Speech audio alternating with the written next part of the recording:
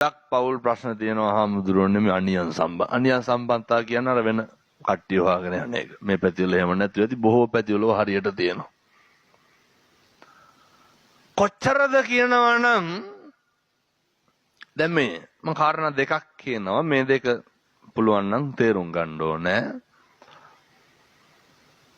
මේ විදිහට ගියාට පස්සේ තැන් වලට ගියපුවාම දැන් මේ අම්මලාගෙන් එහෙම ඇහුවොත් කේ හාමුදුරනේ කරන්න දෙයක් නැතිකමට ඉන්නේ කියලා.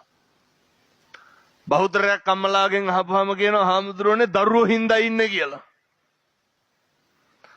සමහර ගෙවල් තියෙනවා පින්නතුනේ එළියට hina වෙලා කතා බහ කරලා චේන් මුදුමාල බ්‍රේස්ලට් වල්ලු කරාම් බුදාලා හිටියට ඒවා ගිනි ගන්නවා ඇතුලේ. බිරිඳයි ස්වාමියයි බත් කටක් ආපු කාලයක් මතක නැහැ. ස්වභාවයේ හොඳටම තේරුම් ගත්ත ලංකාවේ බොහොම ප්‍රසිද්ධ ව්‍යාපාරික පවුලක කෙනෙක් මට කතා කරනවා. හාමුදුරනේ අපේ මහත්තයාගේ පොඩි හුටපටයක් මට අහු වුණා. මේ මට කලකිරලා හිටියේ මට එපා වෙලා හිටියේ. හැම එකකටම මෙහෙම තමයි. එහෙම මාසයක් විතර ඉන්නකොට හාමුදුරුවන්ගේ බණක් අහන්න ලැබුණා.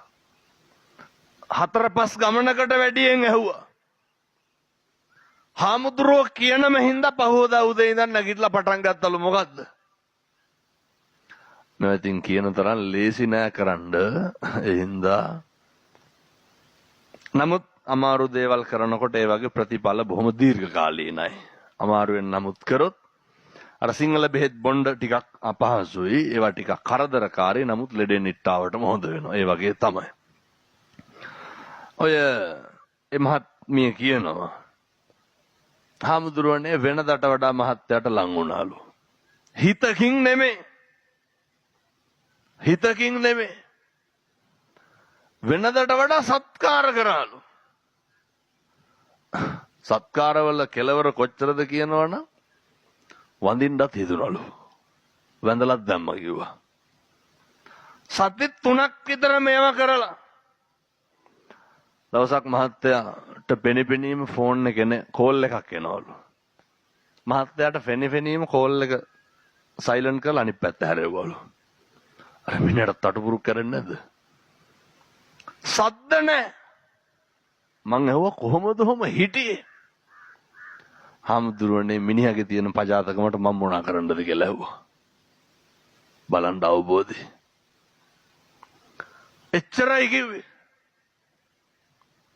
බිරිඳක් විදිහට ඔය හාමුදුරුවෝ කියන විදිහට මම දැන් කරන්නේ මගෙන් කෙරෙන්න ඕන ටික තමයි මම මේ කරන්නේ.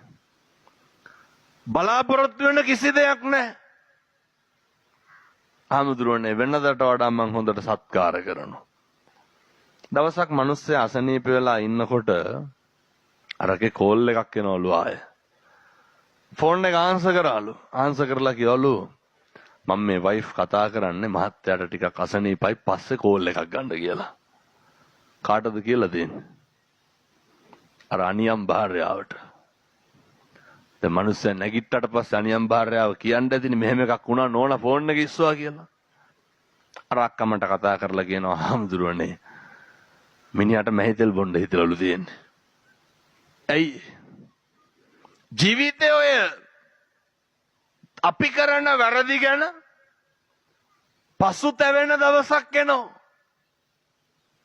පශ්චාත්තාප වෙන දවසක් එනවා. හැබැයි එකට එක කරන්න ගියොත් මොකද වෙන්නේ? හරි. දැන් ඔය ඇත්තන්ට මේක දරා ගන්න බැරි නම් මේක අනේකගේ තියෙන අසත්පුරුෂකම නිසා අපේ තියෙන සත්පුරුෂකම නැති කරගන්න නම් අවශ්‍ය. මොකද කරන්න ඕන? අර හාමුදුරනේ මණිකණ්ඨ ජාතකේ මොකද්ද කියන්නේ? නාගයා හැමදාම එනවා. බයට මොකද උනේ? බාල සහෝදරයා මම බොහොම කෙටියෙන් කියන සහෝදරයා කියනෝ නෙමෙයි. ඔය ණය එන එක නවත්ත ගන්න පුළුවන් නාගමාණි කිල්ලපන් කියලා. ඉල්ලනවා. දවසක් කිල්ලුවා දෙකක් කිල්ලුවා තුනක් කිල්ලුවා හතරක් කිල්ලුවා පහක් කිල්ලුවා. දවස් 6ක් කිල්ලුවා අන්තිම නාගයා පැත්තටවත් ආවේ නැහැ. ආයෙ ෂොක් එකයි. අර ආයෙ අහන්නකොට කියන ආයෙ මොකද අවුලෙන් ඉන්නේ නැහැ. අර හැමදාම ආපු නාගයා දැන් එන්නේ නැහනේ. ගෙවල් වලටත් ඕක තමයි තියෙන්නේ. අර හැමදාම මිනිහගෙන් ගුටි කන ගෑණි එක දවසක් කාපු නැති වුණා මෝල් ගහ ඇඟට පෙරලා ගන්නවලු. ඇයි? අම්මලා හුරු වෙලා ඉන්නේ. එවනම් පත්තියන් වෙලා ඇත්තේ හොඳට දැන්. කිසි වෙනසක් නැහැ. අර ඒක නැතුව බෑවාගෙන එක. අර ඔය පුරුදු වෙන්න එපා. අර මොක වුණත් මිනිස්සයනේ කියන්න පුරුදු වෙන්න එපා. මොක වුණත් පීඩාකාරී දෙයක් තියෙනවා නම් වේදනාකාරී දෙයක් තියෙනවා නම් අසහනයක් ගෙන දෙන දෙයක් තියෙනවා නම් මොකද කරන්න ඕන? අයින් කරලා දාන්න. ඔච්චර වෙන මොකද්ද කරන්නේ? අර ඇඟේ සරව ගෙඩියක් තිබ්බහම හරි කැක්කුමනේ පින්න ඕක මෙඩිකල් අයින් කරන්න. සුද්ධ කරලම දාන්න. පුදුම සහනයක් දැනේ. කවුද මේවා දේශනා කරන්නේ? බුදුවරු.